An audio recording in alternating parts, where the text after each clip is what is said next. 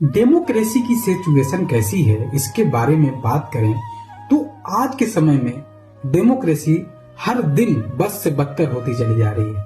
ये बात मैं इसलिए कह रहा हूं क्योंकि लोकतंत्र का प्रोसीजर यही होता है कि हम वोट देते हैं, अपना रिप्रेजेंटेटिव चूज करते हैं और हमारा रिप्रेजेंटेटिव हमारे लिए लॉज बनाता है, एग्जीक्यूटिव बॉडी को एग्जीक्यूट करवाती है, जुडिशरी जो गड़बड़ियां होती है उसको फॉलो अप करवाती है। लेकिन लेजिस्लेटिव बॉडी जो है वो 100% ऑलमोस्ट 100% करप्ट हो चुकी है। उनके पास सेंस ही नहीं है। हम ऐसे लोगों को चूज करके ला रहे हैं जो सही तरीके से काम नहीं कर पा रहे, जिनकी आइडियोलॉजी भी सही नहीं है।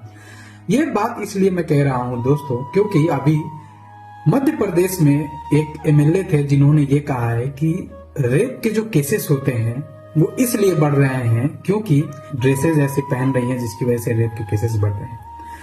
उन्होंने एक और स्टेटमेंट दिया रिलीजियस फैनेटिसिज्म बढ़ाने के लिए, धार्मिक कट्टरता बढ़ाने के लिए। उन्होंने ये कहा कि हमेशा एससी और एसटी लड़कियों के साथ रेप के केसेस हो रहे हैं, बलात्कार हो रहे हैं, इसके पीछे क्या रीजन है? जबकि एससी और एसटी कम्युनिटी की लड़कियां जो होती हैं वो गोरी नहीं होती, सुंदर नहीं होती, फिर भी क्यों ऐसे केसेस हो रहे हैं? इसका मतलब टारगेट किया जा रहा है।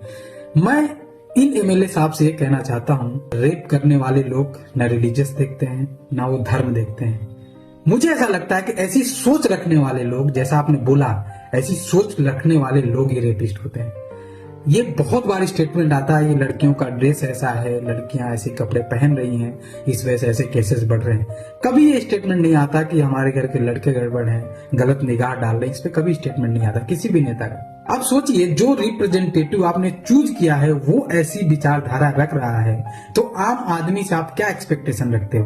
कुल मिला के कहने का तात्पर्य ये है कि रिप्रेजेंटेटिव से ही पता चलता है कि उस जगह की जनता कैसी है, क्योंकि जनता ही अपना रिप्रेजेंटेटिव चूज करती है, अपने तरीके का आइडियोलॉजी वाले लोगों को ही चूज करती है। इसका मतलब कहीं ना कहीं जनता ही करप्ट, जनता ही खराब हो चुकी है, जनता का मेंटल एबिलिटी ही खराब हो चुका है। इस पे आप क्या कहना चाहेंगे? ऐसे लीडर्स के बारे में आप क्या कहना चाहेंगे?